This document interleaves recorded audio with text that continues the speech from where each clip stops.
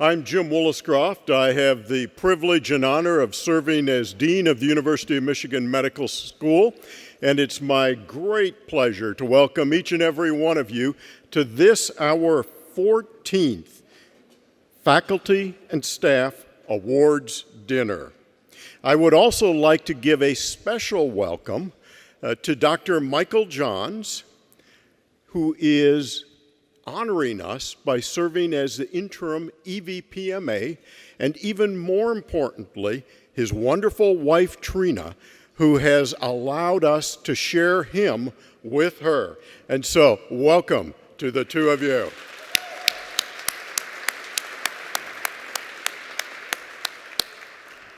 At your table, you will have the salad course. I encourage you to start that while I'm talking, because I have about 4.5 hours of prepared remarks. So just dig in and we will move through the evening. You are the medical school. You know, too frequently people look at the buildings, they look at all of the structures off to the north and to the west and east of us and say that's the medical school. It isn't. It's the people that are in the medical school. And supporting and fostering excellence is a 24/7, 365-day-a-year effort. And that's what we're here to celebrate tonight. We're here to celebrate excellence. And so I encourage you to take the opportunity to relax, to enjoy the stories that you will hear, to enjoy the short opportunities for conversation at your table, and really to celebrate with all of us the achievements of the staff and faculty that we will recognize. We are justifiably very proud of the outstanding research that occurs here, of the phenomenal students and education that we provide, of the world-class patient care that we are giving to people not just from Michigan, but literally from around the world. And it's the contributions of the people we recognize tonight that help make all of that possible. What you will hear will be just a snippet of their accomplishments. I would encourage you to look at the program that's at each one of your places and read a little bit more in depth about the individuals that we will be recognizing. One of the very important tasks that too frequently is not recognized is the work that our committees put in to go through the numerous nominations that we receive. As those of you who are familiar with the process know, we open up to nominations and we receive dozens and dozens of incredibly well-written, heartfelt recommendations for each of the awards. And then it is up to our committee members to go through each one of these nominations to determine who we'll be honoring tonight.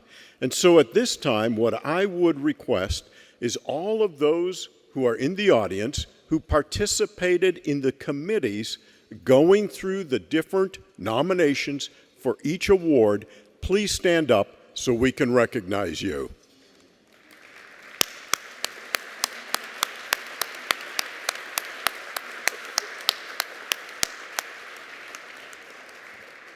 Thank you.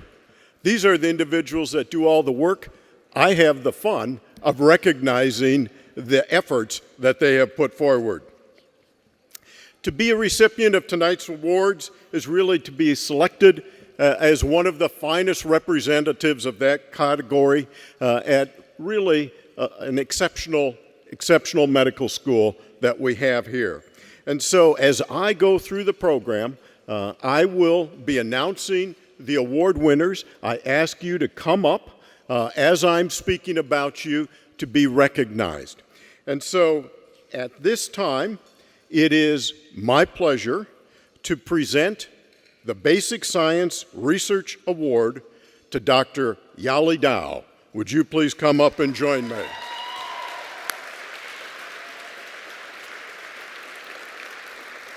The Basic Science Research Award recognizes a scientist or group of scientists identified as having made outstanding contributions to the medical school and basic biomedical science research.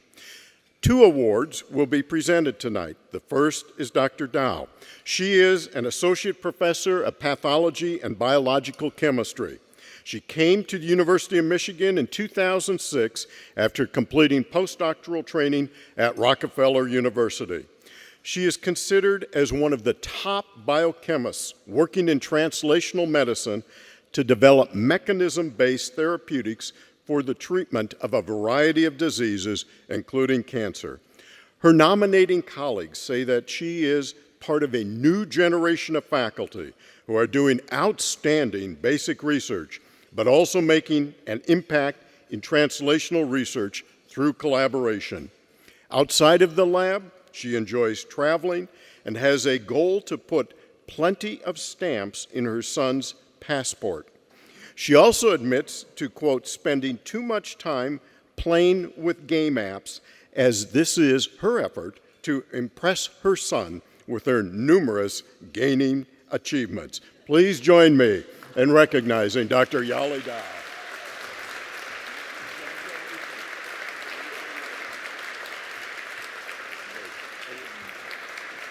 We need to come over here for a picture moment. Great. Would you like to say a few words? First of all, I didn't realize I'm the first one, so I can't find my notes in my bag. It's really a great honor for me to receive this award. So I would like to thank Dean Woollycroft. And I would like to thank several people who I feel like is really instrumental in my career development. First of all, I would like to thank my previous chair, Dr. Jay Hess, who not only recruited me here, but also built a very strong team of scientists who has common interests but complementary expertise. So that the whole team, made the research really fun and intellectually stimulating. And I would like to thank our interim chair, Kathy Cho, for her nomination and her support for the past year, and Dr. Steve Kunkel for his generous support throughout all these years. And I think he tried really hard to convert me to be an immunologist, but I don't think I'm there yet. I want to thank Dr. David Ingolke, the chair of the biochemistry department, for his support. So we actually were trained in the same lab. So I got a lot of advice from him. And then I want to thank my strong collaborator, Dr. Xiaomeng Wang of internal medicine. We had a very exciting collaboration for the past 6 to 7 years now. I cannot imagine where my research will be without critical input from his lab. So thank you. And finally, I would like to thank my family, my husband, Yifan, the perpetual cheerleader and my best friend, and my son, Yuhan, who gave me many joys and a purpose of life outside of the lab. Thank you. Congratulations.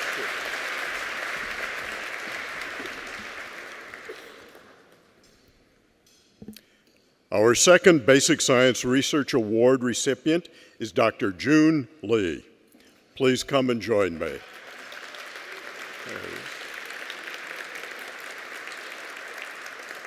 Dr. Lee is an associate professor of human genetics and computational medicine and bioinformatics.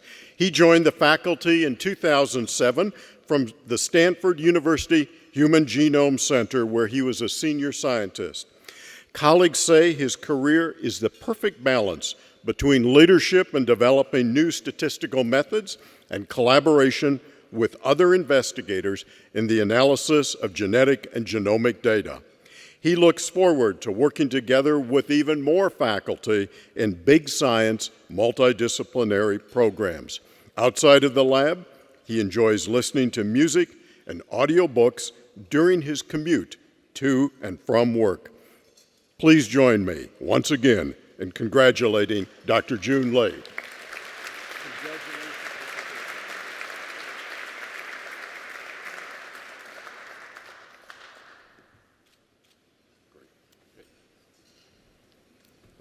Thank you, Dean Woolscroft, for that wonderfully generous remark. I would also like to thank Sally Kemper, my chair, and Brian Acey, my other chair, for their support. So you provide wise counsel at every turn. You laid out the habitat for my research to flourish, so thank you very much. It honors me to have you here. And then I also want to thank my family, my wife, Jing Liu, and our Ryan and Emma. It means so much to me that you are here, so I'm absolutely thrilled. So they played an important role for my science as well, because as I've heard it somewhere, a good committee member don't complain, just resign. So my family are fairly resigned to my absence and my forgetfulness. So I really appreciate that very much. So lastly, I want to thank my numerous collaborators. So since I work in observational science, that is statistical genetics and bioinformatics, for me, there is no science other than team science. So everything I ever do relies on samples collected by others or methods developed by others. There is really, things are impossible except to work in large teams. So I want to thank the selection committee and the Woolscroft for this wonderful declaration to team science. So I'm taking one for my teams. Thank you very much. Great. Congratulations. Well done.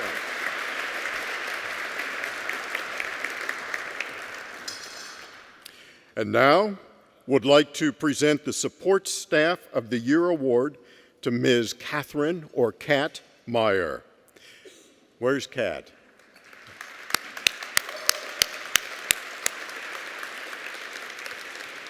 This is the first of 3 staff awards we are pleased to present tonight. It is conferred upon a staff member who demonstrates excellence in their work, contributes to a positive work environment, and is mindful of his or her service to the mission of the school. Ms. Myers is an administrative assistant senior in the Division of Pulmonary and Critical Care Medicine in the Department of Internal Medicine. She joined the department nearly 30 years ago, and I can remember when she first came, when she began working with Dr. Galen Taves. She is seen as the go-to person in the department for her expertise in technology, including graphical and bibliographic programs. While she was in nursing school here early in the 1970s, Kat became the university's first woman bus driver. Away from work, she grooms cats and dogs professionally and sometimes trims horses' hooves. She trained at the Oklahoma Horseshoeing School. I am very pleased to bestow the Medical School's 2014 Support Staff of the Year Award upon Ms. Kat Meyer. Congratulations. Got to get a picture here.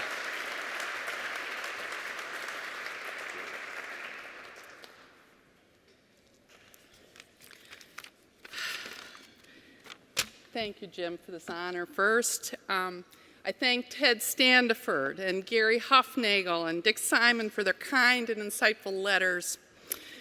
Galen Taves' selflessness, trust, and passion for pulmonary just blew me away. This made my career with pulmonary an amazing adventure. I have 3 families. Earl is my husband, James is our son, and Haas is our 6-year-old, 164-pound Old English Mastiff. My pulmonary division family feeds me with infectious enthusiasm and creativity every day. Our 4 siblings, my 4 siblings, Bob, Helen, Jerry, and Joanne, have joined this party. They have been my compass and team spirit throughout my life. Galen dictated copy, and I typed it. Galen dictated with no break in his thoughts. Final copy or single draft was the standard. Do it right the first time was his mantra. He drew his ideas and visions in pencil. I illustrated the graphics on the computer for manuscripts, grants, and in PowerPoint. It was a bit like playing with crayons and paint on a computer, making science into art. Under Galen Tabe's leadership, collaboration with surgery and pathology resulted in funding NIH centers of research. Jeff Holden and I hold the U of M land speed record for delivering 20 single-sided copies of NIH scores to the Federal Express box just in time. Galen was awarded our first NIH-sponsored training grant with 5 FTEs. Ted Standiford leads our T32 with 12 annual FTEs, now in year 22. We have a pulmonologist who performed a bronchoscopy on a rhinoceros at the Detroit Zoo. Ask Dick Simon the full story about his contrary TB patient. Bob Heisey was honored at last year's award ceremony for leading Amazon Promises mission to Peru. Kevin Flaherty volunteers at Pinckney's U of M Free Clinic and fundraisers for Quest for Breath. A giving spirit is ubiquitous in our division's fabric. Internal Medicine Search Committee decided to offer Ted Standiford the chief position in pulmonary. I am grateful to John Carruthers for asking Ted, and I'm grateful to Ted for saying yes. My twin sister, Helen, had grand mal seizures since the age of 1. U of M neurosurgeons removed an inch of brain tissue. Helen is now seizure-free. My husband, Earl, suffers with antiphospholipid antibody syndrome. In 1993, 2 falls started a cascade of symptoms: 2 PEs, DVTs, ulcers, left hip replacement, 6 massive strokes, 9 years of bipolar affect reversed by mitral valve repair, 2 genetically elevated immunoglobulins, hospitalization with catastrophic APS, ileus, gut adhesions, sarcoidosis, gallbladder removal, 4 hernia repairs, left torn rotator cuff, renal failure, and adrenal insufficiency. Why is Earl still alive? It was Gina Chen's fellow's response at 2 a.m. when Earl aspirated intestinal contents. It was Doctors Taves, Martinez, Curry, Sisson, Peters Golden, Simon, Bockenstedt, Park, Chan, Citron, Standiford, White, and other physicians checking on Earl and advocating for him. I am blessed to work with many of the medical staff involved in Earl's recoveries. From 1987 to the early 90s, I supported Bob Citron. On a regular basis, Bob made me laugh so hard my ribs hurt and I couldn't catch my breath. Once I fell to the floor, peed my pants, and begged him to stop, please. Bob's uplifting good humor kept me ever loyal to pulmonary. I am thankful for 27 years of extreme pulmonology. At my last talk with Galen in 2011, he looked at me with a twinkle in his eyes and said, "We had a really great run." I say now, Chief, you got the ball rolling. I thank you for this amazing dance. We are expanding pulmonary's vision and influence and will make you proud. Bless you all for this honor and award.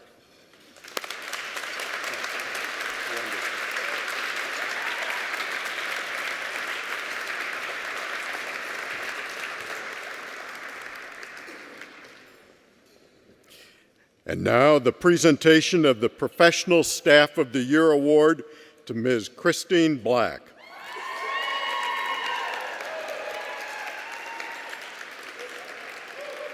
The Professional Staff of the Year Award is conferred upon a professional staff member who demonstrates excellence in their work, contributes to a positive work environment, and is a strong team contributor. This year's honoree, Ms. Christine Black, is Assistant Director for Research Development Support in the Medical School's Office of Research. She has worked for the medical school for 5 years, but at the university for nearly 40. She supports medical school faculty and the research enterprise in proposal development, faculty training, and internal foundation reviews. She has mentored hundreds of faculty and is noted for her ability to work both with seasoned researchers as well as novice investigators. She was the driving force behind last year's pilot R01 boot camp, which is now into its second season and has been incredibly successful. Outside of work, Chris enjoys book clubs, cooking, golf, Zumba, and watching Michigan sports. Of note, she has been to 6 continents and was within 500 miles of the 7th. She is determined to get there. It gives me great pleasure to recognize Ms. Christine Black with the 2014 Professional Staff of the Year. Congratulations.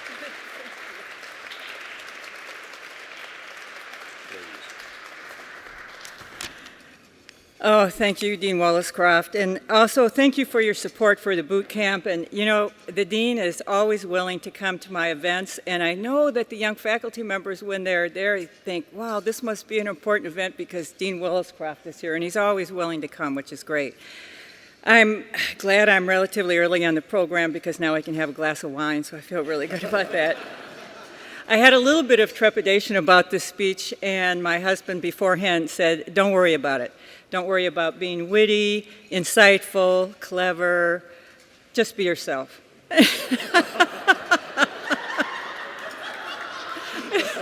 So here I am.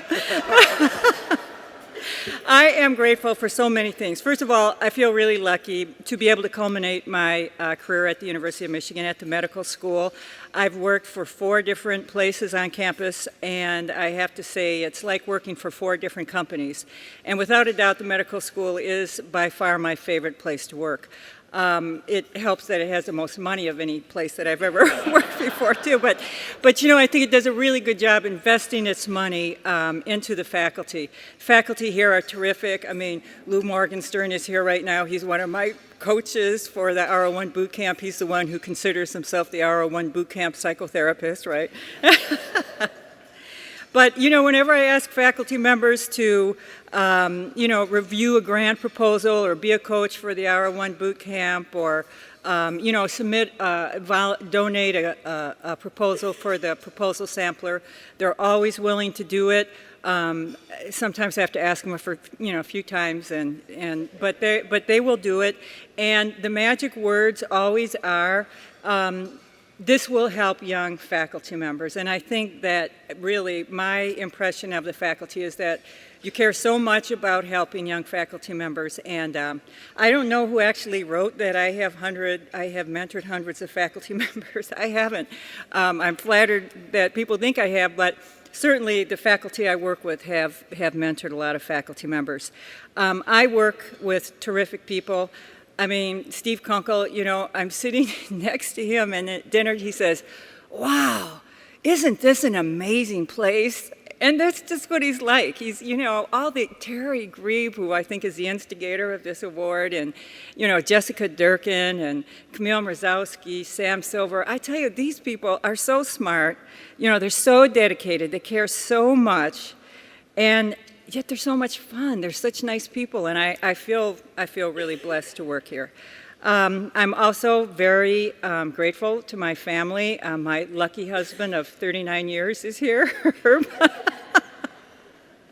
I actually am the one who's lucky, and one of the things that I'm lucky about is that he's always said to me, do whatever makes you happy. And really working at the University of Michigan has made me happy for all these years. One of my sons, Stephen Black, is here, and I'm proud of him. He is actually just starting in a new career in the medical area.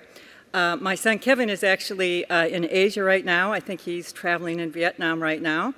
And actually, this is kind of the hard part of my speech. The monetary award that I'm lucky to receive as part of this contribution, I'm going to donate to my oldest son's memorial fund. Bert is somebody who my husband and I probably admired more than many other people. He was born, he wasn't given a very lucky deck when he was born, deck of cards. He was actually a patient in pediatric cardiology for 25 years, and he died 25 years ago. or 10 years ago. He was 25 when he died. We have a memorial fund for him, which gives scholarships to kids at Huron High School, Washtenaw Community College, and the University of Michigan.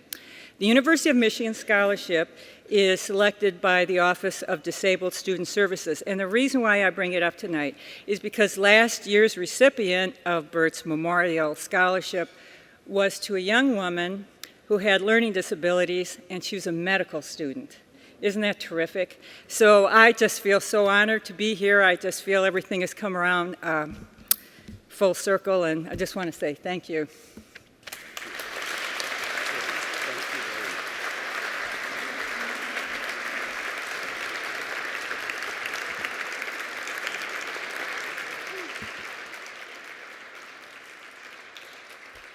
And now, would like to present the Clinical and Health Services Research Award to Dr. Lou Morgenstern. The final award before we enjoy our entree is the Clinical and Health Services Research Award. This recognizes a faculty member or members who are identified as having made outstanding contributions to the medical school in clinical or health services research. Tonight, 3 faculty members will receive this award. The first is Dr. Morgenstern. He is a professor in neurology, neurosurgery, and emergency medicine in the medical school, and professor of epidemiology in the School of Public Health. He has a 6x8 business card. In addition to his academic titles, he is Associate Chair of Neurology for Faculty Development and Finance and Director of the Stroke Program. He is a 1990 graduate of the medical school, and we were fortunate to recruit him back to campus as a faculty member. He is a leader in the research of race, ethnic, and gender health disparities, health services clinical trials to improve access and delivery for treatment of acute stroke and treatment of intracerebral hemorrhage. He is a collaborator who has the freedom to contribute and does in many ways to the university, including teaching undergraduate course, The Science of Medicine, this fall. When he is not in the clinic, in the lab, or teaching, he enjoys hiking and playing tennis with his family and enjoying their company and laughing together. I am pleased to present the 2014 Clinical and Health Services Research Award to Dr. Louis Morgenstern.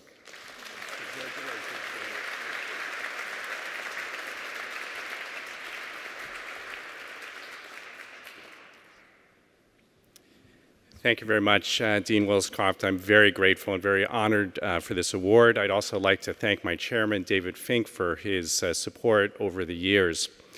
It is absolutely a privilege to work at this medical school, a medical school that values health equality and equity and allows me to do the research in health disparities that I do, and so I'm very appreciative for that. Rather than accept this award as an individual, I'd like to accept it on behalf of our Stroke Disparities Research Group. If anything, I'm just a remarkably good talent scout and have been able to recruit some of the most wonderful individuals who are just great people and great researchers and work very hard. Principally among them are Dr. Devin Brown and Dr. Linda Elizabeth, who have been my colleagues now for 11 years, who I was able to recruit and now see them both as very senior faculty at the university.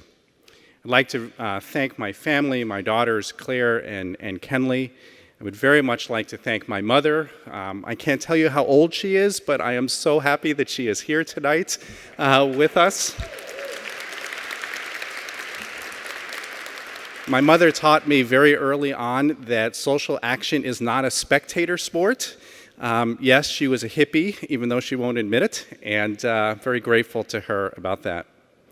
And I'd like to conclude by telling you a story about the person that I call the MVM, or the most valuable Morgenstern, and that is my brilliant wife, Kara. I'm so proud of her for all that she has achieved here at the health system. So many years ago, my wife and I were students here. She was getting a master's degree in public health, and I was in medical school, and we were riddled with debt. We didn't have any money. We had no idea what our futures would be like, and we were uncertain, as I think most people are in those days, of exactly what the future held. And my wife was living with a crazy roommate in a sub-level apartment where the snow would kind of come up and you couldn't see outside the window for 4 months out of the year. We went marketing one day, grocery shopping, and when we came home, she dropped a jar of spaghetti sauce on the floor. And I heard it crash. I was putting something away, and when I turned around, she was picking up the jar of spaghetti sauce, but not to throw it away, but to try to scoop the sauce back into the jar to use it, because we had no idea where the next meal was going to come from. And I kneeled down next to her, and when we looked at each other, you could see all the tremendous uncertainty in our lives. Not only that we didn't have money, but where our futures were going to be and what was going to happen. Well, honey, I think we did okay. Thank you for everything. Great job.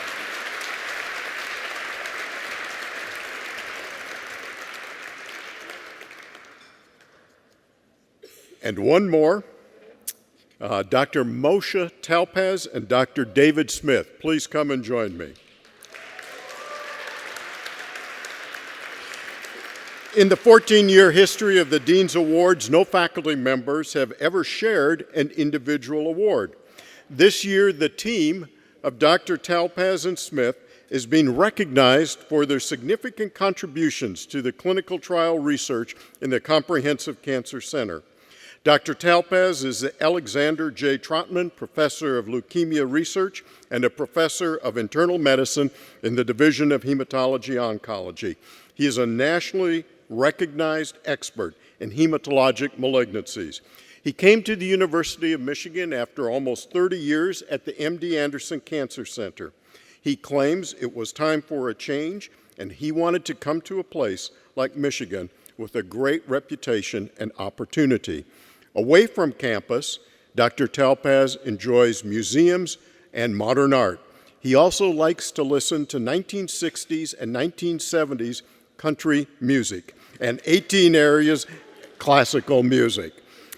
Dr. Smith is a professor of urology and internal medicine in the Division of Hem-Onc. He is a recognized leader in the field of experimental therapeutics, focusing on genitourinary cancers and phase 1 agents to treat patients with advanced malignancies. He was recruited to the University of Michigan in 1996 from the University of Pittsburgh School of Medicine to conduct clinical trials in patients with prostate cancer and genitourinary malignancies. Dr. Smith cites a memorable conversation with a very wise nurse who said, "Our job is not to cure every patient, but to care for every one of them." Outside of his clinical and laboratory activities, he enjoys spending time with his family at sporting events and diving in the Caribbean. Many of his family members hold advanced levels of certification in scuba diving. It gives me great pleasure to present the 2014 Clinical and Health Services Research Award to the team of Drs. Moshe Talpaz and David Smith.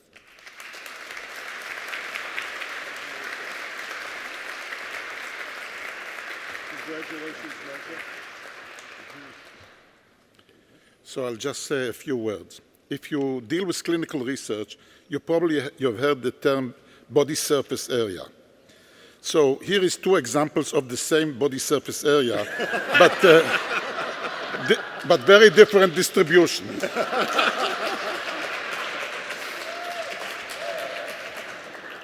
Now, on a serious note, I came to this place very late in my career with one mission in mind: to build up clinical research, to help this place not be a local service, but a national reputation, actually international reputation. When I was in Houston, I used to get patients from all over the world, and I want to repeat that experience if possible. And I think together with the help of Dave Smith and Maha Hussein, we are starting that effort. There is a lot to be done, and I'm not sure if most of it I will still do, but hopefully we are starting the process. It gives me also an opportunity to thank my wife, who tolerated me for 42 years. Now, this is a serious statement in the sense that I moved from Israel. She was very unhappy about it. She wanted to stay there. And I decided to settle at MD Anderson. And then I moved again when she had a flourishing psychology practice in Houston. And she did it again. So I'm very, very grateful I'm also very grateful for having two wonderful kids. Thank you.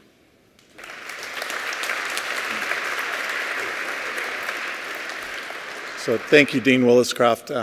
Moshe, it is a true pleasure to share this award with you. I think we've accomplished a lot in a relatively short time. And we get along. Yes, we do. I want to thank a few people. Auntie Maha as she wishes me to call her these days. I want to thank Dr. Kathleen Cooney, who has been a lot of support for the development of our program and is our division chief. Dr. Carruthers for also those aspects. When you do what we do, we take care of patients with very advanced disease. And there was a very nice quote about this in a column called On Being a Doctor in the Annals of Internal Medicine that says, at times we stare into the abyss and we wonder if we will survive. Well, our patients do survive. They survive in the people who survive them. And we help them to do that, and that's a very important task. Now, that's a task I can't do without three very important people who've helped me a lot over the years.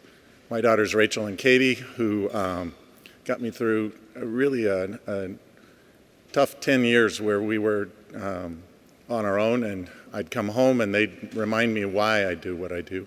My wife, Janice, who helps me to step outside of the day-to-day every day I go home. So thank you, and Dean Williscroft, thank you again for this award.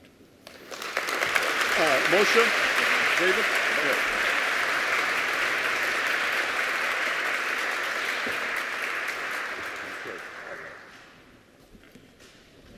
First of all, let me say congratulations to all of you who are being honored today. This is really a very special occasion to recognize faculty, staff who really contribute so much in such an extraordinary way. And I just want to congratulate the entire University of Michigan and the medical school for really creating this event and making it such a unique evening. I don't know when it started or any of its history. I guess I'll have to pull that out of Jim another day. So congratulations to all of you. But you know, tonight I just want to jump up here and say that there's another person in this room who's not on the list, who is going to be acknowledged in a very special way, actually, this weekend. And that's our very own Jim Williscroft. And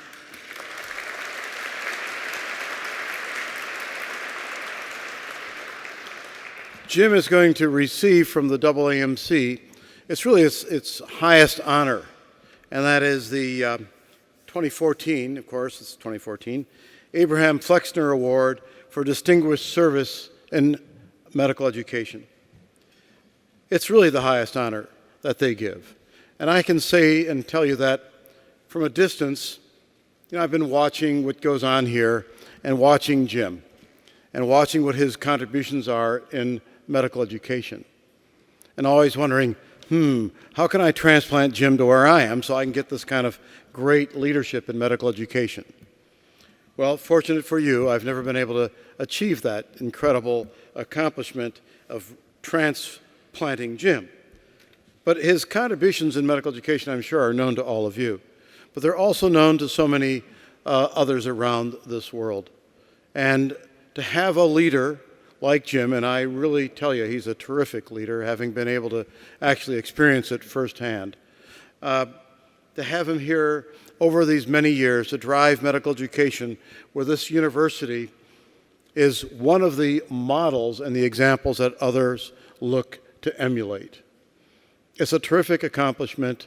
Jim has been the leader of that for, now over 2 years, Jim? No, over 30 years. Hate to give away our ages. But it's truly a great honor and a privilege to recognize Jim tonight. Just want to make sure you're all aware of this. I'm going to be thrilled to be there with him when he receives this recognition on Sunday night.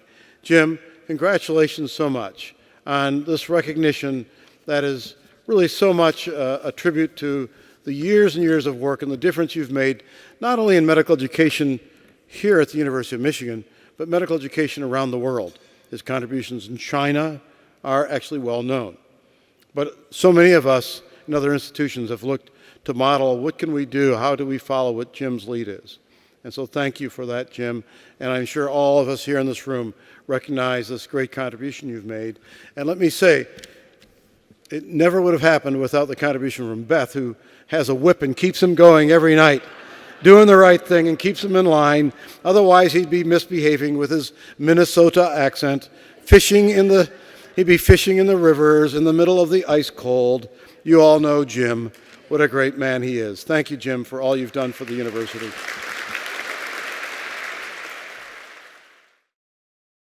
At this time, would like to present the Medical School Global Community Service Award to Dr. Sinai Fasea. Where's Sinai?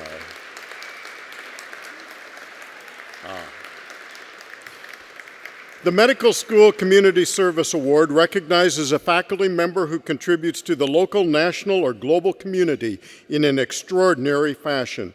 This year we have 3 recipients and also have divided the award into 2 categories, local and global. Our first recipients in the global category is Dr. Sinai Fasea. She is an associate professor of obstetrics and gynecology who has done tremendous outreach in her home country of Ethiopia. Working closely with the Minister of Health in Ethiopia, she is helping to improve reproductive health and family planning in one of the poorest areas of the world.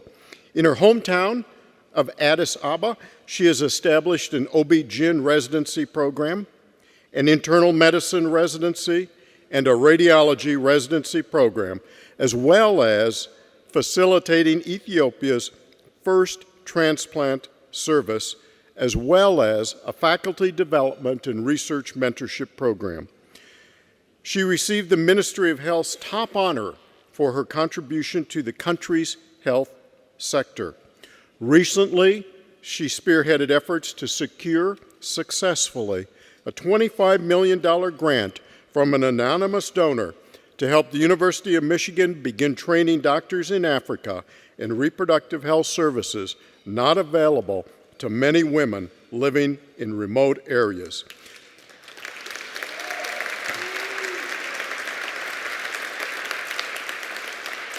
Please join me in congratulating Dr. Sinai Fasea on the 2014 Global Community Services Award. How are you?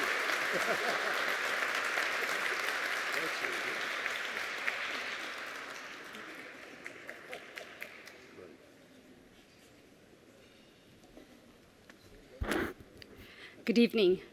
Thank you, Dean Willis-Craft. I don't have any written speech. I just flew back from Addis this morning from Ethiopia, but it was only 2.5, 3 years ago that I started knocking doors on many department chairs and many people in leadership position. And it's all because of the incredible support and vision that I received from my chair, Tim Johnson, who could not be here tonight. But Tim has had the vision and the belief that women and the reproductive health services they receive should not defer because of the mere fact that they're located in a poorer part of the world. So he's made it his mission to improve reproductive health, maternal health all over the world. He's been championing that. So I came here for residency about 15 years ago and met Tim, and I said, wow, I found the place. I knew I was going to spend the rest of my professional career here. When I decided to start working in Ethiopia at large scale, I talked to Tim Johnson, who connected me to Joe Collars, and after that, I think what we have been able to achieve in the last 2 years speaks for itself. But I was knocking at doors from Mike Mulholland to Reed Denick, from Val Castle to John Carruthers. Even Dr. Parkos, I think it took me 2 weeks after he got here. I was at his doorstep and he said, wow, I have not even unpacked yet. But I'm really, really incredibly grateful to this institution and its leaders, to the incredible team of people that I work with in the department, from the faculty to administrators, program managers. Janet Hall is here with me, Mark Perlman, Madeline, who is my program manager, who nominated me for this award, is a now a medical student at GW, who inspires me to be a better doctor every day. But more than, all the people who've shaped me is my husband, who I met when I was an undergrad 22 years ago. Yes? I'm gonna speak. Okay, Helena wants to speak. But my husband is incredible. I go to Ethiopia once a month. We have 4 children. He's a urologist in private practice, and essentially he said his contribution to Ethiopia with me will be to cover the home front and give me the support so that I can do the things I do well. Well, he also does not like the airport security and other things that deters him from traveling like I do, but he's been an incredible support who essentially has made his foresight be my hindsight and has been mentoring me and supporting me. So I'm incredibly grateful to him, incredibly grateful to my children who understand my work and value my work and support me, Baruch, Kadus, Fi, and Helena. And I want to thank each and every one of you, the incredible faculty of the University of Michigan who've been tracking with me 10,000 miles to start programs, to teach, supporting me with faculty development and research and in every facet of what we've been doing. None of this would have happened without you. So thank you very much. Can I say thank you? Thank you.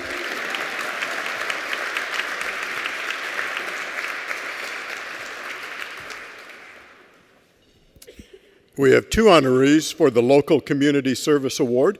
The first is Dr. Linda Selwa, a professor of neurology.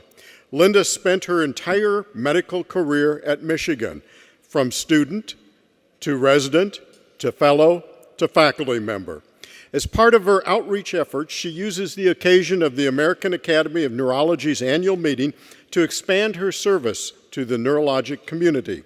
She founded the Brain Health Fair, a national initiative to connect leaders in the field with the public. Speakers and exhibits draw thousands of participants every year. Also at the national meeting, she takes groups of neurologists to local underserved high schools for an afternoon of educational workshops for students and teachers alike. Sessions are such as comparative brain zoology, neuroimaging, head trauma, and neurologic examination. Dr. Selwa has been honored here before with the 2003 Outstanding Clinician Award. Away from work, she enjoys playing the harp, cooking, baking, singing with the Life Sciences Orchestra, hiking in the Alps, and spending time with her family. Please join me in welcoming and recognizing Dr. Linda Selwa. Thank you. That's very kind. Is that really all about me? All I want to say is that I'm very grateful to have had the opportunity to serve. I believe that service is how most of us derive most of our happiness in life, and I'm very fortunate to have done what I've been able to do. I also believe that we in academia have some responsibility to interact directly with the public and give them the best possible information from the best possible sources. So that's what I try to do. And if you'll indulge me just for a minute, I'll say that I have met a really surprising array of amazing providers in the last couple of months. And I can tell you I'm quite certain that we have the most compassionate and talented physicians anywhere here at Michigan. Thank you very much.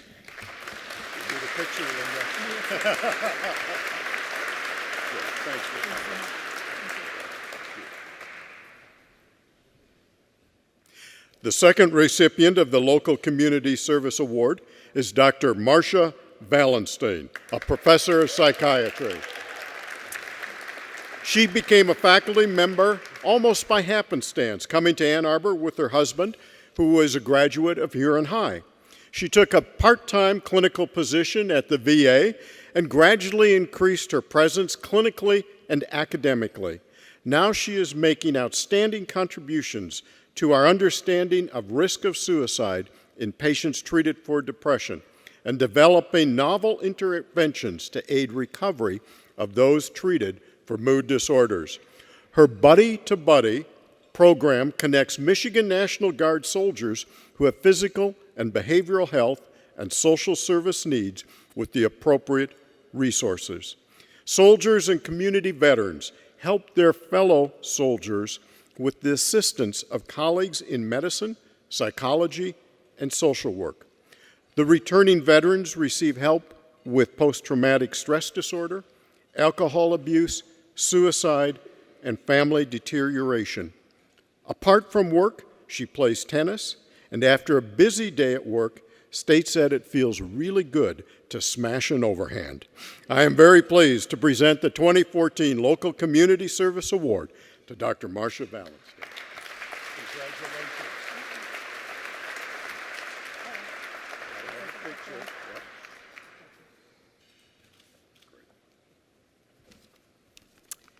Table 5, please stand.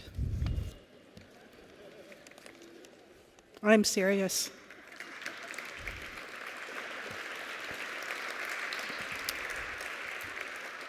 Thank you, Dr. Willis-Croft.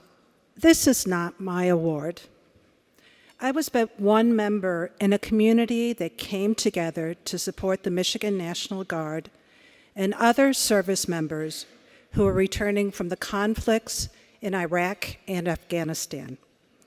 This community was drawn together by a connection with the 2.5 million soldiers who have served in these conflicts. This group comprises less than 1% of the U.S. population, and they often suffer out of sight. Many of these soldiers endured multiple tours and faced significant reintegration issues when they returned, particularly National Guard service members who are civilian soldiers and are expected to quickly rejoin their communities without the support that full-time professional soldiers receive. Whether these Guard members develop sequelae of war, such as PTSD, is determined not only by what happens in theater, but also by the support they receive when they return to their communities. I was so fortunate to be able to work with a diverse group of individuals from the Michigan National Guard leadership, Michigan State faculty, other University of Michigan faculty and staff, and Vietnam veterans who were determined to give these returning veterans from Iraq a more welcoming homecoming than they had received.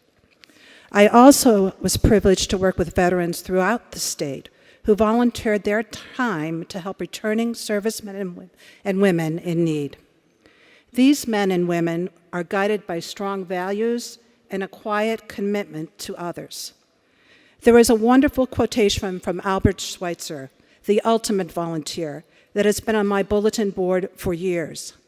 He wrote, "I do not know what your destiny will be, but one thing I do know, the only ones among you who will be truly happy are those who have sought and found how to serve."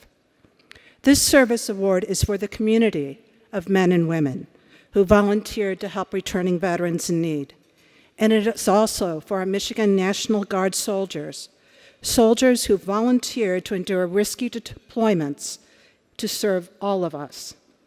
May we all continue to be part of a community that serves. Thank you.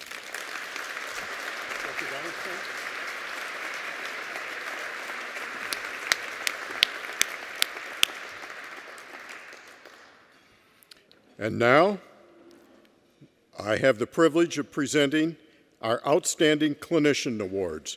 Dr. Richard Brown, please come forward.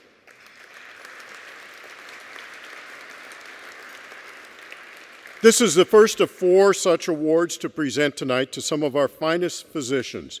It recognizes the exemplary performance of a practicing clinician or program leader of innovation in clinical care. Dr. Brown is a professor of radiologists who came to the University of Michigan 10 years ago after being in private practice. He is clinical director of the Division of Nuclear Medicine and Molecular Imaging. He has been an innovator in quality improvement initiatives and has been instrumental in the development of new protocols in nuclear medicine. Dr. Brown serves on multidisciplinary tumor boards. He has received numerous teaching awards, including being recognized as Teacher of the Year in Radiology twice. Outside of clinical activities, he enjoys walking and hiking, and states that his Fitbit says that he has walked more than 5,000 miles in less than 2 years. He also notes that he is part of a large group of departmental colleagues who walk the medical campus most every day at lunchtime. And he enjoins all of us to become part of that group. It is my great pleasure to present the 2014 Outstanding Clinician Award to Dr. Richard Brown. Congratulations. Thank you, Dean Waldenscroft. I want to start out by embarrassing my wife and thanking her. On our way here, she reminded me that I'm probably not winning this award for my ability to tell jokes or my sense of humor, so I will spare everybody of that.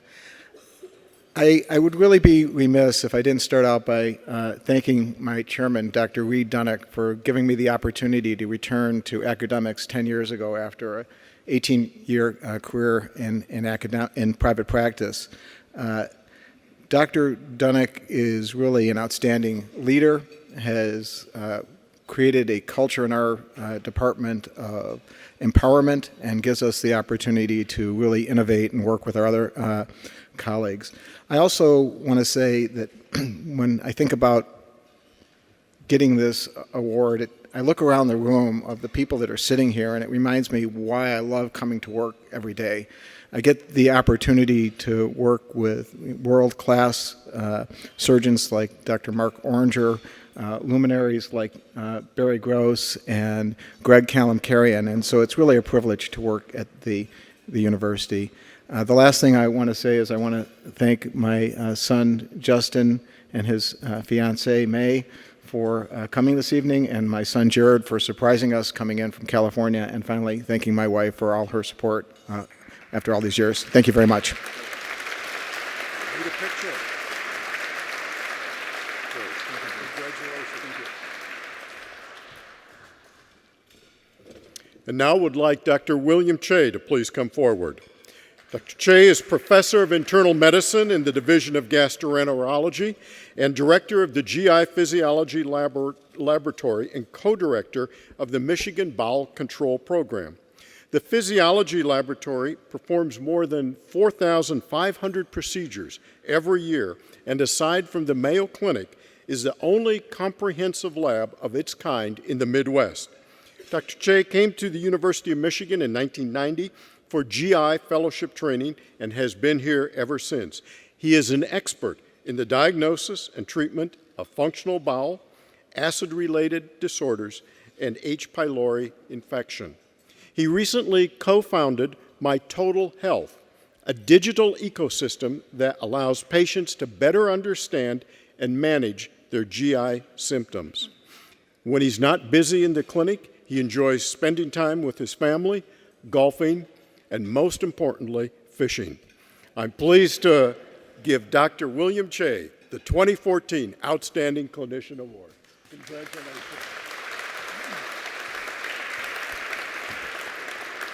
Thank you very much, Dean Waldenscroft and the Awards Committee for this really incredible honor. It really is a crowning achievement for any clinician at the medical center to receive this award, and it's really caused me to reflect on how I got here. And some of you know me and may know that I actually spent 8 years in Dr. John's old neck of the woods at Emory, actually in medical school and residency. And I still remember the day that I told one of my best friends at Emory that I had decided to pursue a career in gastroenterology. Well, this particular friend of mine is well known for spending absolutely unnecessary amounts of time on coming up with nicknames for his friends. And you can imagine gastroenterology presented him with a pretty wide palette from which to choose.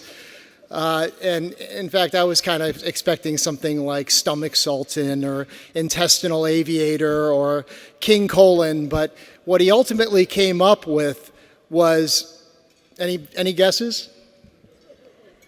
Sphincter boy. Okay. Sphincter boy. Out of all the things he could have chosen, he chose sphincter boy. Anyway, so the interesting, and I sort of think about that sphincter boy, it's kind of stuck among some of my friends, and it sort of sounds like kind of a mad or at least deviant superhero of some kind.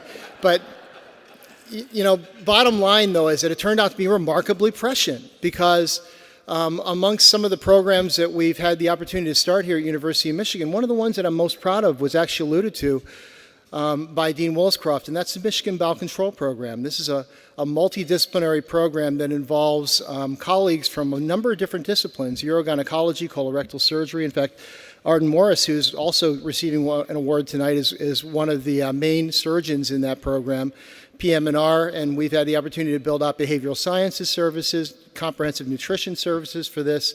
So we're very proud of it, and that program takes care of patients with very severe constipation, and relevant to my nickname Sphincter Boy, fecal incontinence. So who would have thought you could actually make a career out of tying up a few loose ends? But anyway, with all seriousness, I do want to thank a few people before I step down. And first and foremost really is my mentor of 24 years while at the University of Michigan, and really somebody that's become one of my closest confidants and best friends, and that's my division chief, Chung O-Yang. I also want to make sure that I thank John Carruthers. You know, John and I were fellows together back many, many years ago and have been friends ever since. And John's has been absolutely instrumental in promoting my career since he returned to the University of Michigan a few years ago. So John, thank you very much. And then I also want to thank several other people that have been instrumental in helping to build the Michigan Bowel Control Program and some of the other programs that we've created in the Division of Gastroenterology. Dr. Shantius Warren, Dr. Stacy Manise, and Dr. Richard Sod, and really my wingman in the GI Physiology Laboratory, Jason Baker. You know, I've known all these guys. It's such a gratifying thing. One of the things that I love most about my job is mentoring people and watching them develop both personally and professionally. I've known all of these people since they were anywhere from college students, internal medicine residents, or GI fellows, and I'm very proud to say they're all members of the faculty now. And then finally, I'd like to thank my family. I'd particularly like to thank my wife, my best friend, the absolute love of my life, who's my greatest supporter, and also my 3 children. My oldest son, Sam, who's a senior at Kalamazoo College, my middle son, Russell, who's a freshman at Western, and my daughter, Josie, who's a freshman at Skyline High School here in Ann Arbor. They absolutely keep me grounded and remind me about what's important in life and why it's important for me to come to work every day and try to make a difference. So thank you very much for this award, Dean Williscroft, and enjoy the evening.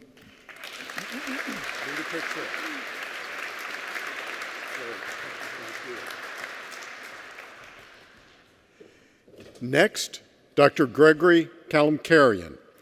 Dr. Kalamkarian is a professor of internal medicine in the Division of Hematology Oncology and co-director of the Thoracic Oncology Program. He came to the University of Michigan to develop our lung cancer program. In clinic, he sees as many as 4 new patients a day who have been diagnosed with thoracic malignancies, including small cell and non-small cell lung cancer, as well as mesothelioma and thymoma. Colleagues say he has an impeccable bedside manner, and that his knowledge of lung cancer and other malignancies far exceeds others in the field. He says there is nothing very surprising about him. He is from New York, so as he says, what you see is what you get. I'm very pleased to present the 2014 Outstanding Clinician Award to Dr. Gregory Kalamkarian.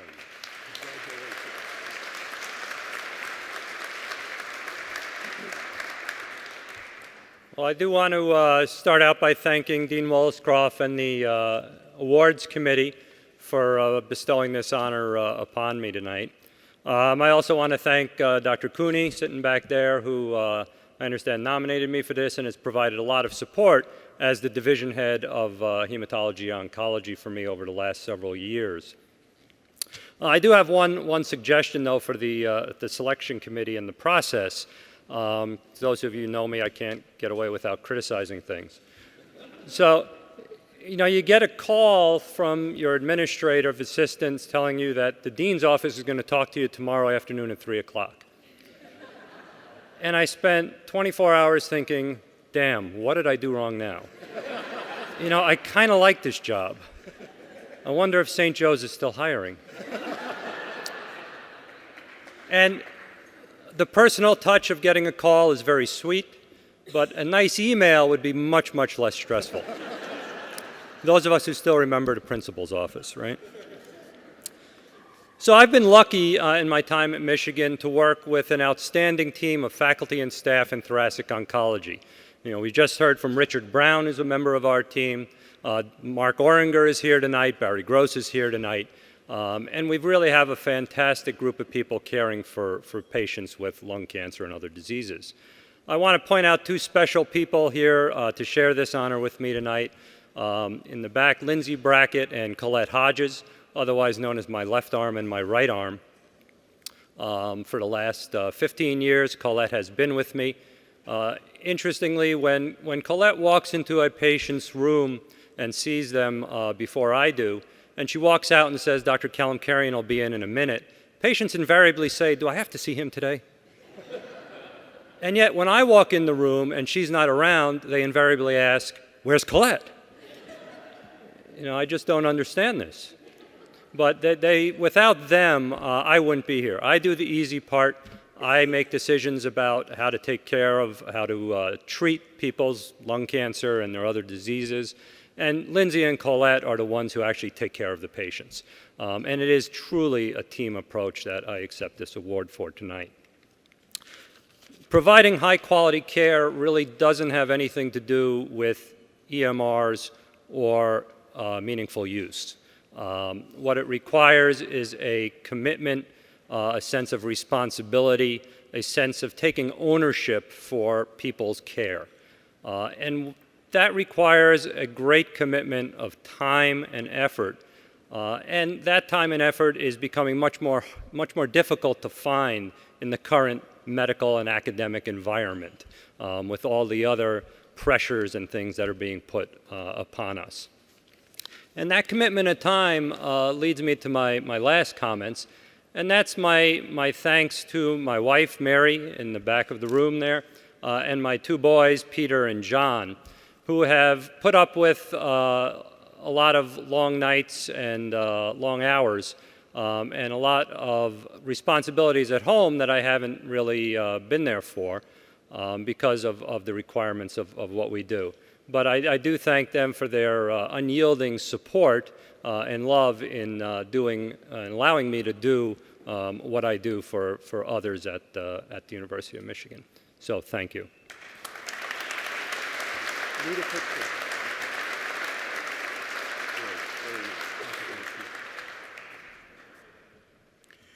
And now, Dr. Arden Morris.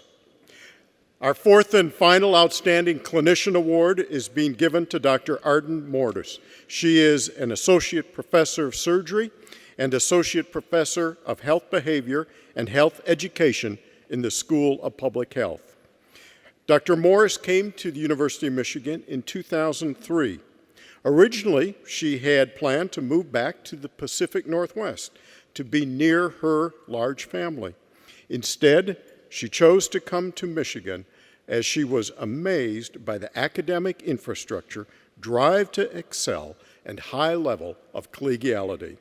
She has led the creation of the multidisciplinary colorectal cancer clinic with a goal to make it easier for patients to be seen here. The number of patients has grown from approximately 100 per year to nearly 400 yearly. Colleagues note that she goes out of her way to accommodate the needs of patients and collaborates with colleagues in the care of complex cases. Away from the clinic, she spends her time with family and friends and loves to cook. She used to be a long-distance biker and has ridden down the coast of California from Oregon to Mexico and through Alaska. I am very pleased to present the 2014 Outstanding Clinician Award to Dr. Arden Morris.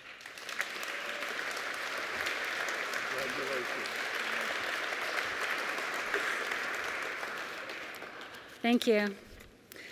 I'm humbled to receive this award, and I'd like to thank Dean Willis-Croft and also the committee for selecting me for this incredible honor. I'd like to thank Fred Chang for nominating me and encouraging me in so many ways, and many thanks to my chair, Mike Mulholland, who makes me want to be a better surgeon and a better person. Thank you to the people that I work with on a daily basis, Jane, Dawn, Debbie, Bonnie, and Terry, who give so much to our patients. I keep learning that I am the luckiest person that I know. Who wouldn't want to be a colorectal surgeon? As I point out to my friends constantly. I get to be a part of my patients' lives, and as an amazing bonus, as Dean Willis-Croft told us, I get to benefit from the growing health services research powerhouse at U of M. When I first joined the faculty, I had no way to comprehend how fulfilling it would be to work with a group of individuals that I wholeheartedly believe in.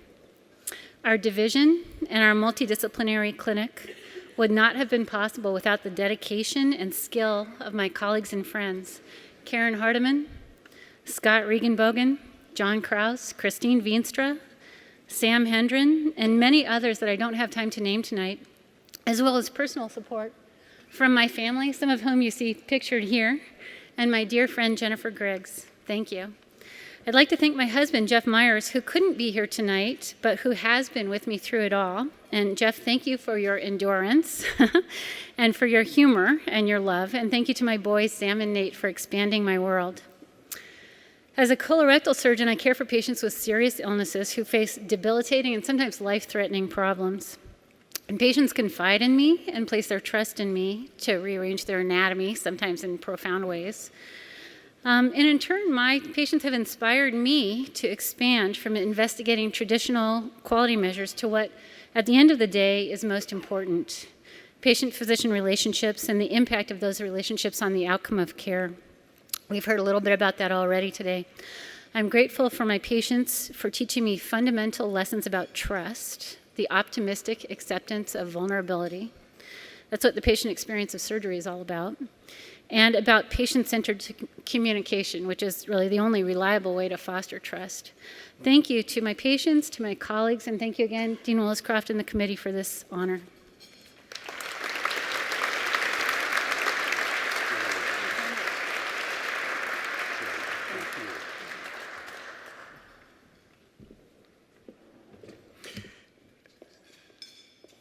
And now, we will move to the Administrator of the Year Award.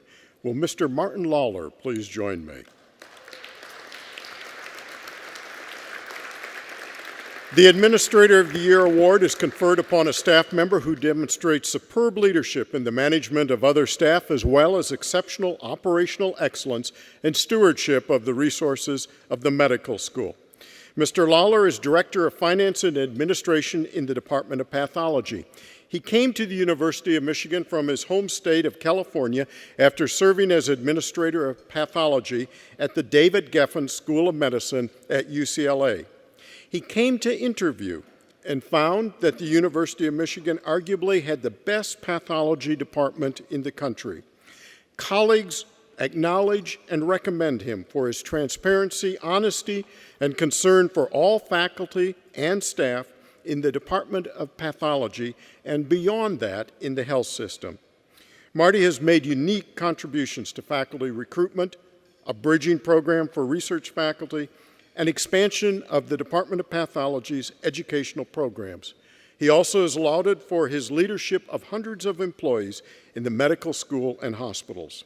He has chaired the Administrative Modernization Team and served as co-chair of the Diabetes Work Group, which is working to develop a future state for treating diabetes here at Michigan. It gives me great pleasure to present to Mr. Martin Lawler the 2014 Administrator of the Year Award.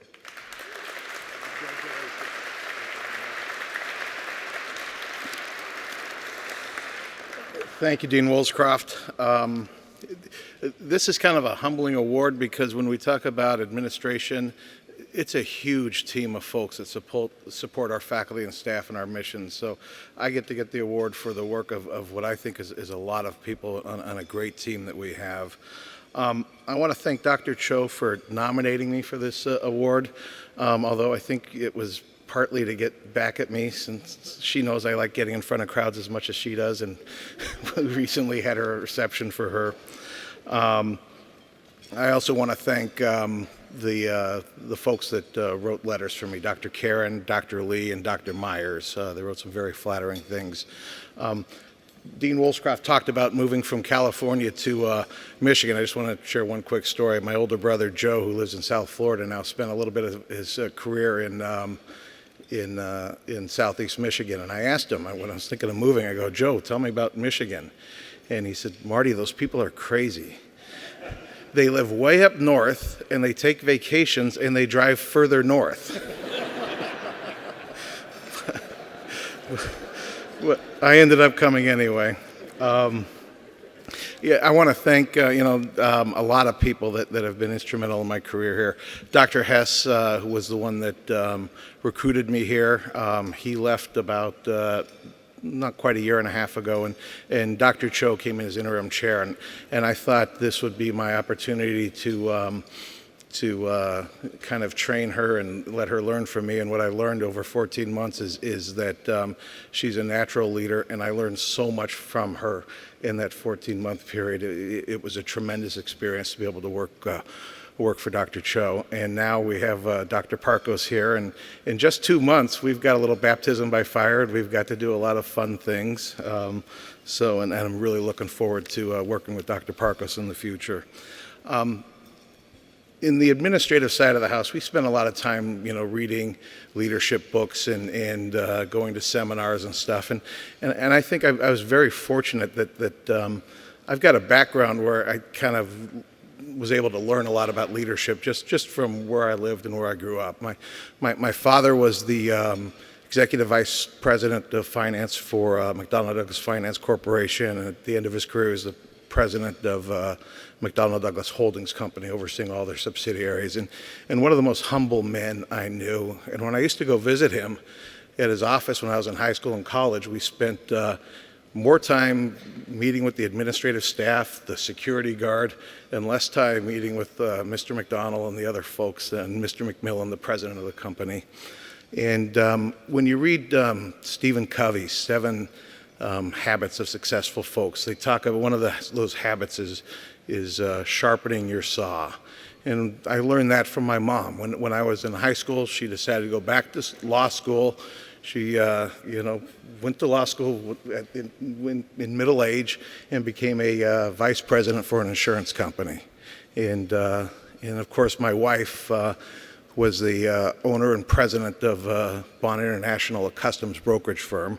And she left that to come to Michigan with us. My kids are here. 2 of my 3 kids are here. My oldest son is studying abroad in Brussels right now, but my daughter Sarah and my son Brendan are here, and I'm very proud of them. My wife's here. And finally, I just want to say, well, actually, one more thing. There's one of the things that really helped me when I got here is all of the group of administrators.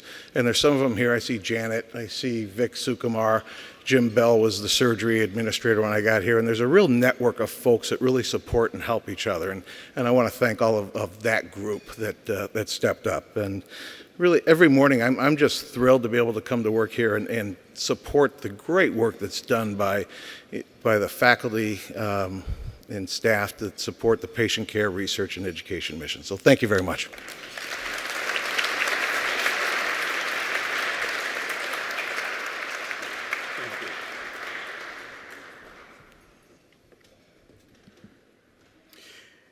And now I'd like to present the first of 2 Kaiser Permanente Awards for Excellence in Teaching. The first is for preclinical instruction. Dr. Seetha Monrad, would you please join me?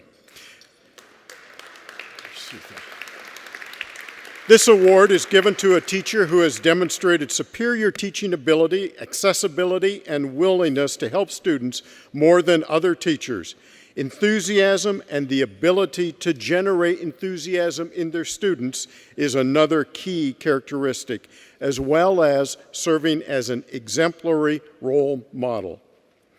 Dr. Monrad is an assistant professor of internal medicine in the Division of Rheumatology. She came to the University of Michigan in 2001 as a fellow in rheumatology. She started with a focus on translational research, but since has found a true passion for education. She works to provide opportunities for engagement and contextual grounding in order to stimulate transformative learning. Dr. Monrad is heavily involved in our school's efforts to transform the medical student curriculum and serves as the chair of the Trunk Committee. She is pursuing a Master of Health Professions education. Away from campus, she spends time with her 2 sons and husband, who is an assistant professor of pediatrics and communicable diseases. Please join me in congratulating Dr. Seetha Monrad. Congratulations. Thank you very much. I really can't say enough how much of an honor it is to receive this award and how very humbling it is, because there are so many amazing educators here, and to see the list of people who have received this award and to know that the selection committee felt that I was able to be part of this group really is very, very humbling. So I'm a clinician educator, and I know a lot of people have expressed that their job is the best job, but I really do have one of the best jobs. I think it's absolutely amazing to be able to take care of patients and also to work with learners, and one absolutely feeds into the other and makes one a better person in both those areas. And even though I didn't start out knowing that I would end up in this path, it completely makes a lot of sense. Because I've had the fortune to learn from and learn with and have role models from people who have been amazing educators, starting with my parents, who unfortunately weren't able to be here today, but my father, who was a professor of statistics at the U of I in Urbana-Champaign, and my mother, who was in the library, but an informal professor in her own way. I learned a lot from both of them. And I've had so many mentors along the way who have provided a lot of inspiration. I really do want to thank the people who have supported me. Dr. Carruthers, my department chair, and Dr. David Fox, who's my division chief, really have provided a lot of support to me. My mentors here, both in the educational endeavor, in the Department of Health, Learning, and Sciences, and at the Department of Medical Education at the University of Illinois at Chicago, where I'm pursuing my master's. I'd like to thank my sister, the other Dr. Monrad, my baby sister, who came from Milwaukee yesterday to be present here, to my 2 boys, who are absolutely the center of my world, and to my husband, Carl, who I have now officially spent more of my life with than without, since the first days of medical school over the anatomy in the anatomy lab. He's made it a blast. He makes things light and keeps me laughing, and I would not be able to do anything I do without him. So thank you very much.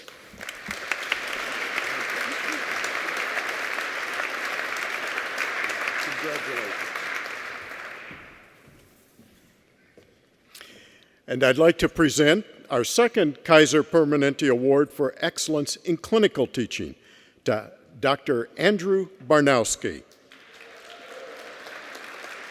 Dr. Barnowski is a professor of emergency medicine and learning health sciences in the medical school and a lecturer in curriculum support in LSA. He came to the University of Michigan in 1998, having served as director of 2 hospital emergency rooms within the Henry Ford Health System prior to that. Dr. Barnowski feels it's important to help students grow into compassionate and virtuous physicians. He adds that role modeling is the bedrock of the educational, cultural, and ethical formation of physicians. One must lead by example. Dr. Barnowski serves as chair of the Adult Ethics Committee and director of our Clinical Ethics Consult Service. Outside of the hospital and clinic, he is an avid bicyclist and cross-country skier. I'm very pleased to present the 2014 Kaiser Permanente Award for Excellence in Clinical Teaching to Dr. Andrew Barnowski.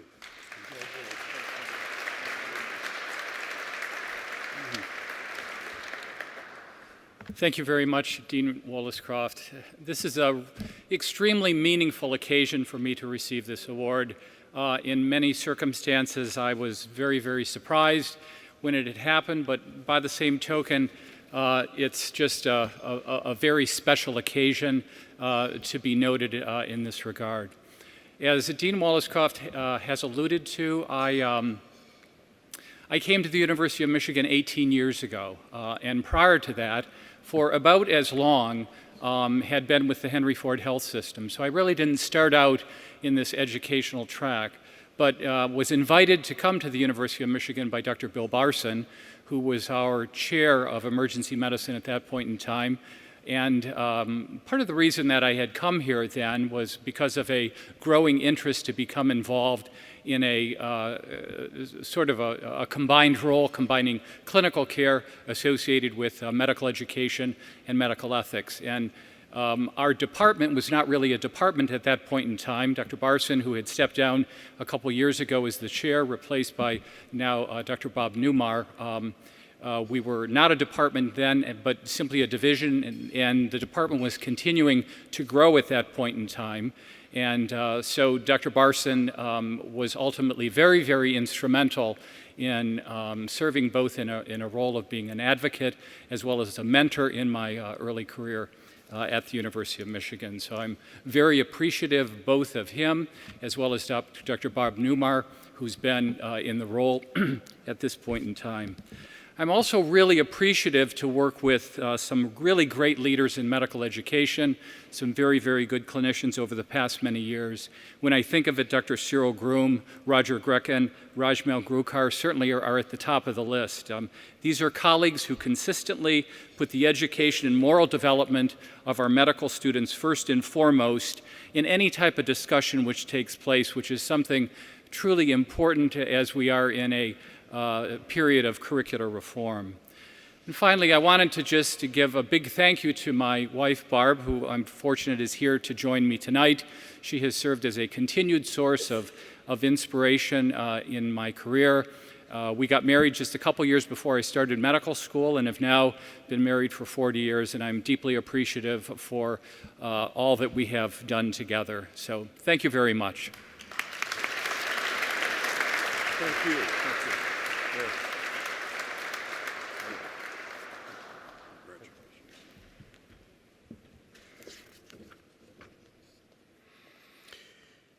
Our next award is the Distinguished Faculty Leadership Award in Biomedical Research.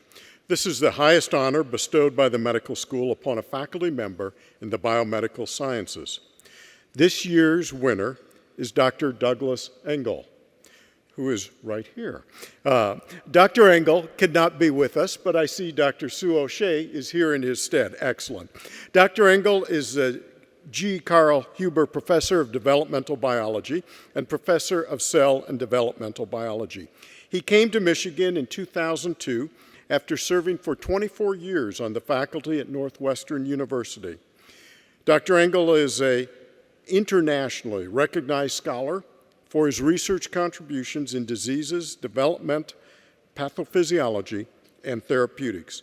He is credited with discovering the fundamental mechanisms by which the human embryonic, fetal, and adult globin genes are differentially activated during development, as well as with the discovery of the GATA family of transcription factors. Dr. Engel served as chair of the Department of Cell and Developmental Biology for 11 years. During his tenure, the department's research enterprise rose from 39th nationally to become a top 10 department. Outside of the research laboratory, Dr. Engel enjoys spending time with his children, grandchildren, and scuba diving around the world.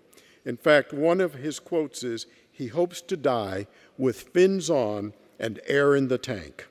Unfortunately, he could not be with us tonight, but is ably represented by Dr. O'Shea.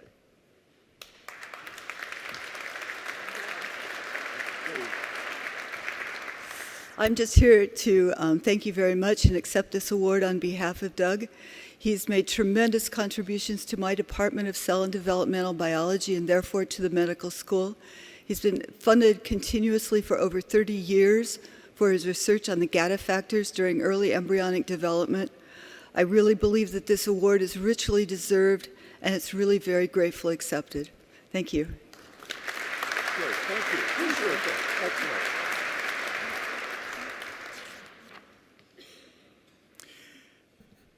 Our next award is the Lifetime Achievement Award in Clinical Care to Dr. James Stanley.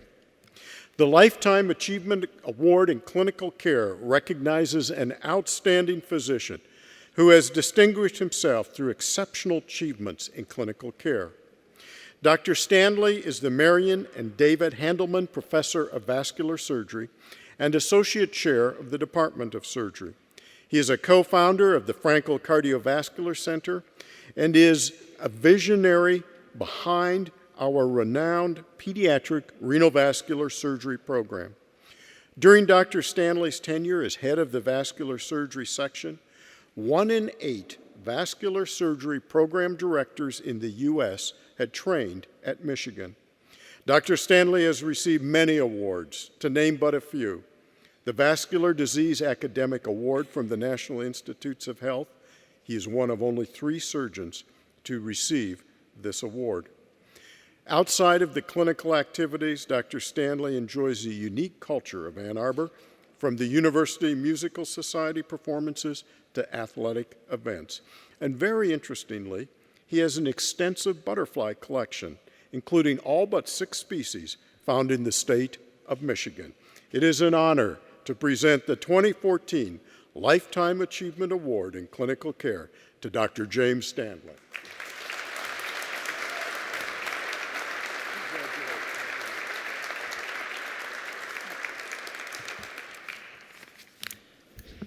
Well, we are very lucky to be in a wonderful university and a very special medical school. And the 3 things we worry and work the hardest at, education and research and patient care, are all very important. We need to really keep all of them, I think, equally in our vision. Education to take care of ourselves when we get a little bit older and to take care of people throughout the world. Research, wouldn't it be wonderful in the laboratories if we could stop disease by finding things before they start? And obviously clinical care, and we have some very compassionate people. I had a mentor when I was in medical school here by the name of Bill DeWeese. Bill DeWeese was the most kind, quiet surgeon you can imagine. He would have failed miserably on any TV show. He was very slow in the operating room, but you know, he didn't miss a stroke. He did the first aortic renal bypass in the world. He was the first to put a sieve in the vena cava to prevent fatal pulmonary emboli. And in the laboratory, he did the first aortic coronary bypass in a dog. You would have known it as a student when you rotated with him. But he was my mentor.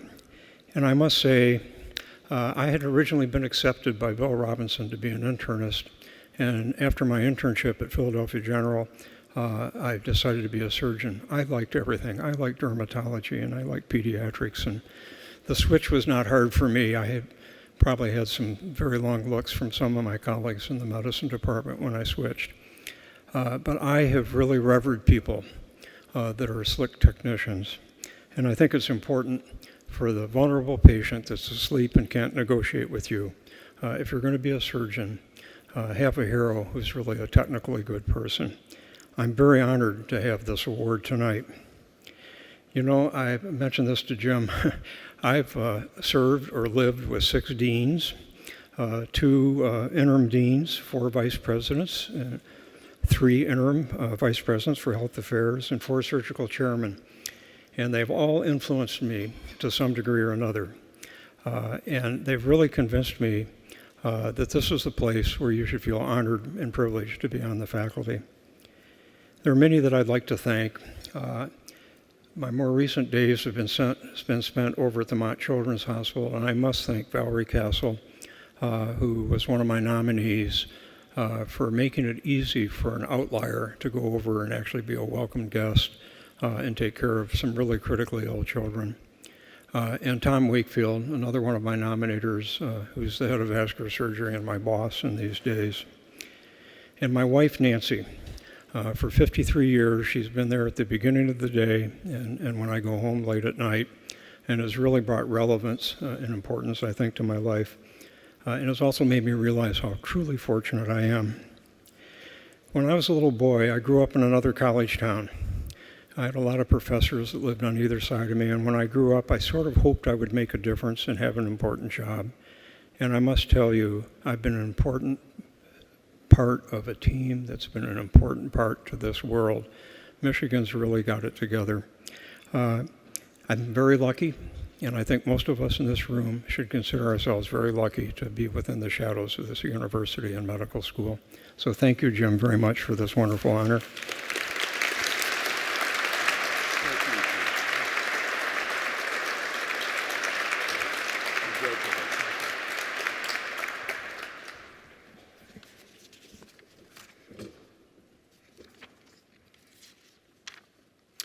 Our final awards this evening are for Lifetime Achievement in Medical Education. And tonight we have the privilege of recognizing a pair of truly outstanding faculty educators who have distinguished themselves through exceptional contributions to medical education. Our first Lifetime Achievement Award in Medical Education is presented to Dr. Lou DeLacy, a professor of molecular and integrative physiology.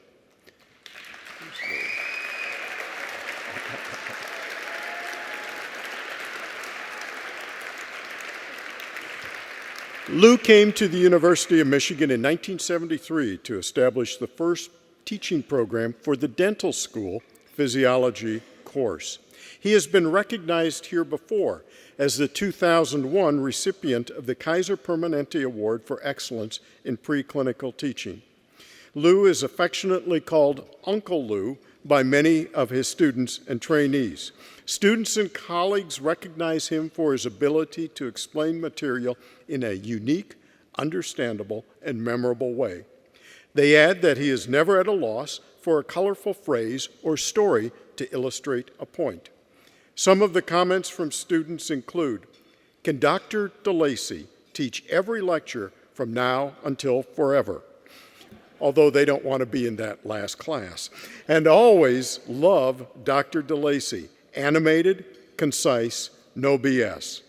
Lou has been active in elected faculty governance. He and his wife, Susie, recently celebrated their 50th wedding anniversary. Please join me in recognizing Dr. Lou DeLacy.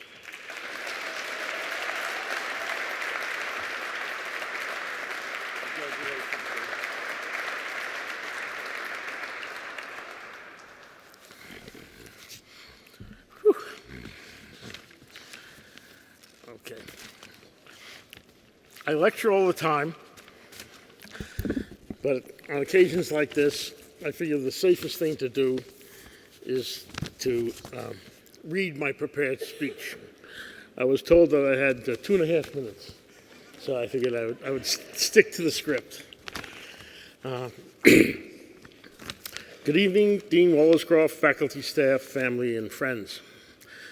I would like to acknowledge that my participation in the University of Michigan's medical school education mission has been only possible with the help of my wife and family and the combined efforts of the university community, including many faculty, staff, students, and administrators. Since Horace Davenport recruited me in 1973, the central element of my career has been training for and eventually contributing to the U of M's professional educational mission. While there is no doubt that I love my research laboratory, particularly when I'm funded, and there is no doubt that I'm always thankful for the proximity of the amazing healthcare delivery at the University of Michigan hospital system, I must confess to a clear bias towards viewing the U of M's professional education mission as foundational and central to my life's work. The breadth of that mission for me became clear when Horace, or more properly, Professor Davenport, as I referred to him, told our physiology department faculty and students that our department's mission was to train the replacement physiologists for the medical schools of the world. He was not afraid of setting lofty goals, and I bought into them. During my 40 years on the faculty, there has been a gradual evolution of the medical school from a world-class educational epicenter to a massive healthcare enterprise housing the leaders and the best in medicine and science. Some of those changes I've embraced, and others, as many of you know, I resisted, but my primary goal, or should I say specific objective, has remained the same: delivering excellence in education. Finally, I would like to thank you all very much. I do truly appreciate this Lifetime Achievement Award in medical education. However, for those of you who may still be on the trek towards bettering our medical school, I think it's important that you always try to make the journey enjoyable for all and let the destination surprise you. Thank you all very much.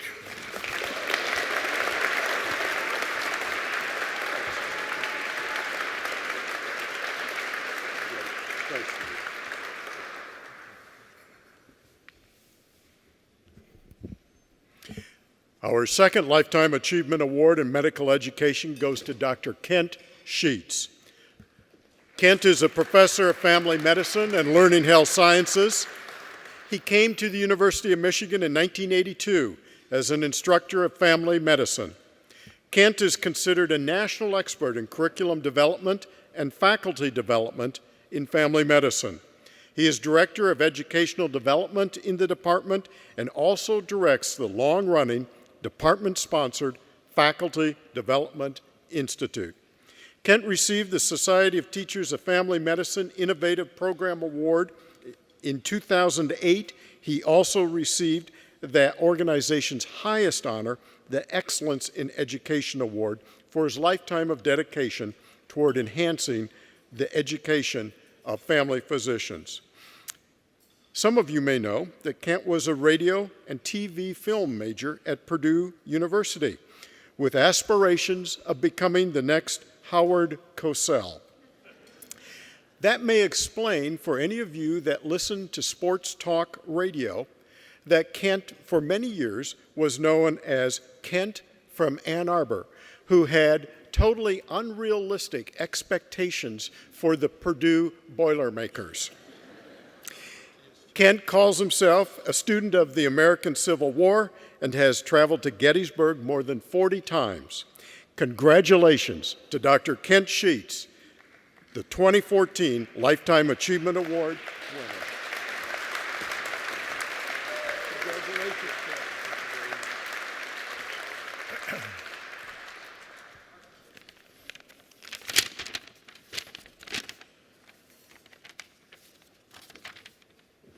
I didn't know I was going to be last. I could have gone a lot longer with my materials. And as I told, table 17 is mine. I'm not going to make them stand up. I just want to make sure they're still awake. Okay. It's a tremendous honor to receive this award tonight, and it's very humbling, and several other people have talked about being humbled by this. And I just want to make sure that if you haven't already, look at the list of the people that have gotten any of these awards in the past, okay? Because that's where I'm starting with. That to get the same award as the people that are the recent recipients of the award that I'm receiving, and to follow up Lou DeLacy is very humbling. But I'll also point out that lots of the people that have won the same award that Lou and I have won still work. I was at a meeting a couple weeks ago with one sitting next to me and the other on the other side, which means I got to get up in the morning and go to work again, because this is not an end of a lifetime award. As the dean has already alluded to, 40 years ago, I was a radio TV major at Purdue University, and the last thing I ever thought I would be anything to do with education and teaching, much less medical education. I had taken at Purdue the science requirement of biological sciences for the humanities, or biology for the dummies, as we called it. But when my chances of becoming the next Howard Cosell kind of went out the window, for those of you old enough to remember who he was, I got very fortunate that I got to do a clinical experience at the veterinary medical school at Purdue, where I videotaped instructional materials for veterinary students as well as medical students from Indiana University, because they had a campus at Purdue at the time, 40 years ago. And it really kind of caught my eye. I went on to get a master's degree in education, and eventually led me on the path to that other Big Ten school in the state of Michigan, 60 miles to the northwest, where I got a doctoral degree from the MSU College of Education. And then in 1982, got a job as a faculty in that was then the Department of Family Practice here at the U of M. So that's how I kind of got here. The people at my table, table 17, proud number, they represent a range of colleagues, friends, former staff, and mentors, going back to my 3 years at Michigan State through today. They've all been instrumental in my accomplishments here and at a national and regional level. I'm very appreciative of their support in the past, and particularly in making it all the way to the end tonight. I'm not sure a few of them would have done that if they'd known how long. But I'm appreciative of their support. There's also several people that are not here tonight, and this is the other part why I recommend that you look at the list of the recipients. Because one of the people that is not here tonight was the first recipient of the Clinician Award, and that's my good friend and colleague, Jim Peggs. Several years after him, and this will become clear in the rest of my remarks, there's another fellow in cardiovascular surgery who won another award that I'll mention by name a little bit later. So anyway, in addition to those folks, Dr. Terry Davies was the first chair of our department who took a chance on a young guy out of Michigan State in 1982 and hired me, followed by Tom Schwenk, who was my chair for 25 years, and more recently, Philip Zazoff. My sense is that there's not many faculty members, and a couple other people have alluded to this, how many, like Dr. Stanley just talked about how many chairs and whatever. I've been here 32 years with 3 chairs, all very supportive of me, an unusual role as an educator inside the Department of Family Medicine. So now I'm going to try not to lose it, because it's going to get emotional for me right now. And if any of you have read the little descriptive thing about me, if you got all the way to the end of the book, you may know where I'm going. Because I know exactly where I was 5 years ago today. Not a lot of people can remember that with great detail, other than like weddings, birthdays, funerals of loved ones, graduations, whatever. But on November 6, 2009, I was a patient in the ICU of the U of M Cardiovascular Center. A fellow named Mike Deeb, some of you might know him, was my surgeon. And I remember it very vividly with the help of contemporaneous emails and numerous conversations with my friends and colleagues since then.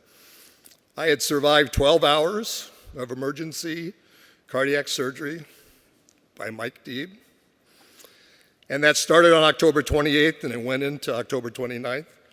And then I was in a coma, an induced coma for a week and on a ventilator until I finally woke up.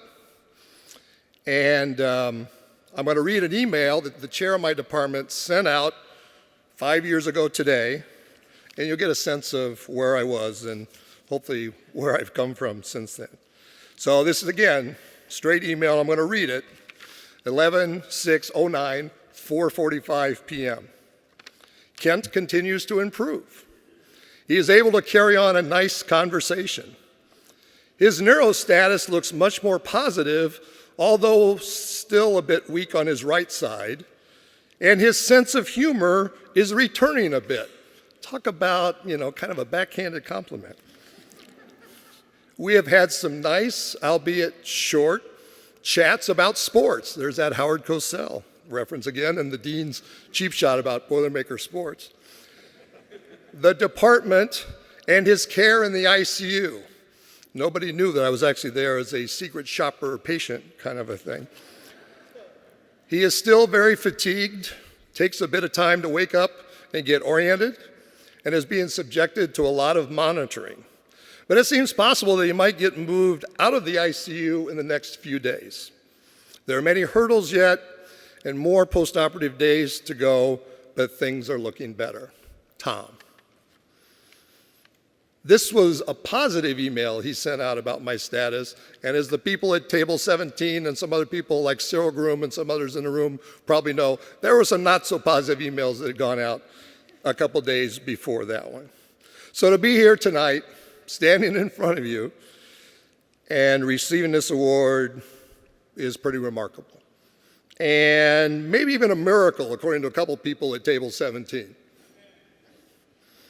Considering where I was 5 years ago today.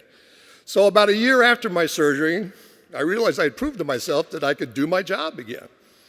And I proved it to others too, including my chair at the time, Tom Schwenk. And then it was time to kind of figure out what to do with the rest of my life. And thus this award is particularly gratifying in affirming that I've been able to return to my level of function before then, bounce back from a major setback and functions I did before my surgery, but I'm still trying to figure out what to do with the rest of my life. So I want to thank you all very much. I want to thank Dean's wife. He was Jim when I first met him. When I came here, he was an assistant professor. He was the Cyril Groom of internal medicine, running the clerkship and in charge. So I still think of him, right? You know, as I'd be careful though, talk about getting that message from the dean's office. I may be getting in trouble here too. But that's how I think of Dean Williscroft back from when we first started. But anyway, so my goal is to continue to do my best to live up to the level of the educational accomplishments and standards associated with this award. Thank you all very much. Got to get a picture here, Ken. Yep. That's good. Congratulations. Yep. Stage right, stage left, stage right. So that marks the conclusion of our awards for the evening. I hope you, like me, have been inspired by hearing just little brief vignettes of the remarkable contributions, the breadth of accomplishments, the tremendous talent that we have the privilege of interacting with every day here at the University of Michigan. Because, as I said at the beginning, the medical school is the people. We wouldn't do anything without superb faculty, superb staff, and the privilege we all have of teaching, caring for patients, and really working to create a whole different future for all of us. So I thank you very much for coming and helping to make this evening a wonderful evening. I invite you to linger, enjoy each other's company, and once again, congratulations to all of our award winners. I want you to join me up here on the stage for a picture immediately at the conclusion here. Thank you. Have a good night.